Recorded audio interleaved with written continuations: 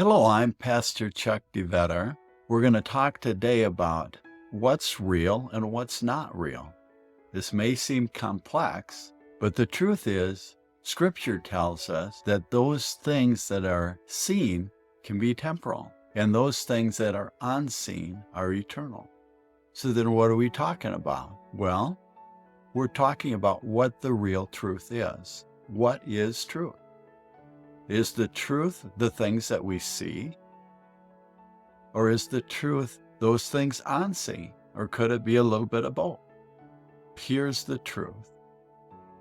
Now you can decide whether what I'm saying is true or not. But the truth is God created us before the beginning of time. He had a vision and a purpose and a plan for us. And His vision and His purpose and His plan are the truth. That's the real. And anything short of that is deception. Anything short of that is believing something that's not true and making it come to pass.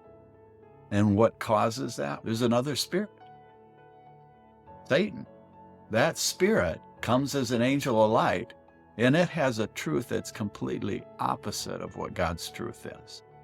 And as long as that spirit brings forth its truth, and we believe it as our identity and adopt it as part of our self-protection system, we're going to walk it out, and it's going to manifest physically before our eyes. And we're going to think that's real. But the truth is, it's not real if it's not part of God's plan. God sees the beginning from the end. He's got a plan. And His plan includes redemption of mankind, bringing forth the kingdom, reconciling Jesus to the world. All that takes place through the truth. And so if we begin to recognize what's real and what's true from what's not real and what's not true, and we come to faith and trust in the real and the true, then that's what's going to end up manifesting physically in our lives. So let me explain this, okay? God created us, men and women, to be heterosexual. It's pretty obvious by creation and the way we're made physically. That's the way God created us. And His vision and His plan is for husbands and wives and marriages and families, and that He would be our protector and provider. But the truth is, God didn't create man to commit adultery, to be unfaithful to his wife, and to break up his family, and just think of all the tragedy and all the hardship that is brought onto families because of that. That's not God's plan. Does that happen? Absolutely it happens. And how does it happen? It happens out of the brokenness of the heart. As man makes decisions to protect himself, to try to feel better, to not be depressed, not to be sad, not to feel rejected. And as man does that, or a woman, what ends up happening is they're doing it because they want to survive. They want to be okay. But ultimately what happens is it actually makes things worse. And so when we partner with the deception, so those times that adultery takes place, there's some truth in that person's heart and mind that I'm an adulterer. This is just who I am. Or I'm capable of this. Or it's okay. But unfortunately what happens is, if there are children involved, it's devastating. It's absolutely devastating. I've done probably thousands of sessions, and broken families devastate children. Now, all families are broken in one way or another, but the brokenness that comes out of divorce and unfaithfulness and adultery is devastating to children. It's brokenness. It brings rejection. It brings a place of being unwanted, and it destroys our families. Does God love those that are walking in this? Absolutely. God loves every one of us for who we are. not what we do. He knows who we are. He created us, and before the beginning of time, he actually did all the works that we're created to do. So God loves us based on who we are.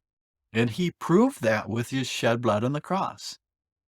He paid the full price for us. He paid for all our sins. What is a sin? A sin is any time that I do my will versus his will, thy will. A sin is anything out of order of his original creation or plan, and what he's planned for my life or what he's planned for yours. And so anytime there's disorder, there's sin in the midst.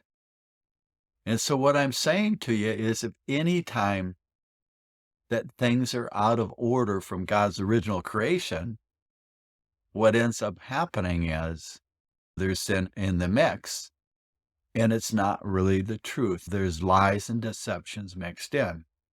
So let's go deeper with this, okay? Or let's talk homosexuality. Or maybe those that walk in and call themselves lesbians. The truth is, there's an identity tied to both those terms. The identity says, this is who I am. This is what I was created to be. But it's pretty obvious by looking at the physical body that God created each person to be heterosexual. You say, well, there's something wrong with that person's DNA. They're created different. And I would come against that. I would say that's not true. The truth is that they've taken on an identity that is other than who they really are. How does that happen? How would they take on an identity other than who they are and think that they're homosexual? Well, the truth is that trauma in our life creates self-protection and also creates false identity. Now, what kind of trauma would cause that?